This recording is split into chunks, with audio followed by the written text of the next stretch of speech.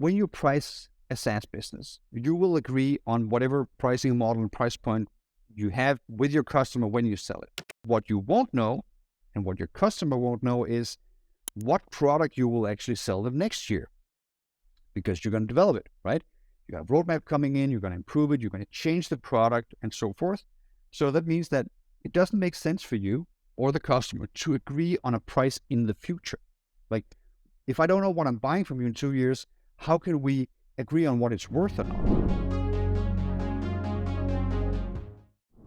The psychology from the customer side is that they don't want to be tricked into something. They don't want to regret a purchase. They don't want to sort of be on the hook for a subscription that they don't want to be a part of, and they think you're going to treat them unfairly or so forth. And all of that is fine, and it's your job in the sales process to convince them that that's not what's going to happen. So one of the things I advocate is that you never tie your customers into long-term contracts. Just have customers, if they want to leave, like, ask them why, ask them if you could do something to sort of save the relationship, but otherwise let them leave. Don't do these sort of 3-year contracts or 4-year contracts or 5-year contracts. And the reason is that if you have a price, let's call it 100, just index 100, and the next year you improve your product 10%, and then the next year you improve it 10% more, so now you're at 121, and then you improve it 10% more, and now you're at 133, right? So you now have 33 per trade plus 10, so you have 60 in additional pricing over these 3 years that we just ran through. And if you have tied yourself into a 3-year contract, you haven't had the opportunities to raise prices. So overall, the customer lifetime value in these 3 years is 20% less, just because you didn't give yourself the opportunity to actually monetize your roadmap, to monetize your innovation. You only do adjustments every 3 years. And likely what's going to happen is that it's going to be really daunting for you after 3 years to then do an adjustment. So you're just going to raise prices 20%. You're not going to raise them 30 or 40 or 50 or whatever the actual value increase might actually warrant.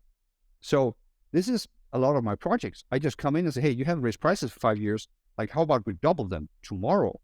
Because the product has improved vastly and you're just in a different place from, you have customers, you have good cash flow, you're in a much more secure position as a business. Why not actually monetize what you have instead of being so scared that they're going to run away? And, we have different ways to validate that, test that before we do it. But, at the core of this, you're selling them something different today compared to when they bought 5 years ago. So you should have raised prices, at least now, but you should also have done it every year up until this point. Yeah, so the point is, you don't know what you're going to sell them next year, so don't make the agreement now for that, right? So the only caveat is if you're selling into like an RFP or tender where the customer, because of their nature, like maybe they're a government entity or they have like a big CapEx project and your software is somehow in the stack, they need to know for budgetary reasons what this is going to cost them for the next 3 years. Great.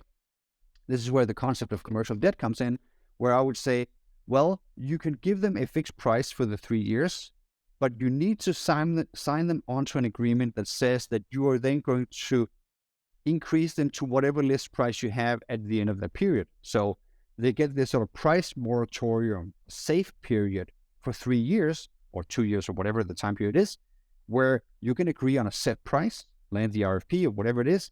But after this, you're going to say, hey, I don't know what I'm going to sell you in 3 years, and you don't know what you're going to buy from me.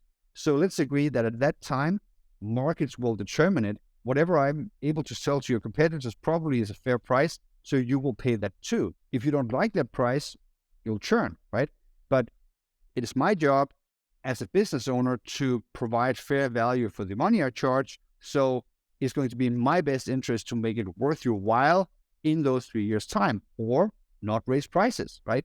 So you're putting your skin in the game by saying this, by saying, hey, I'm not going to tie you down. There's not going to be any contract. I'm going to let you leave like in good order if you don't want to buy it anymore, but I'm going to retain the right to charge what my solution is worth also from you.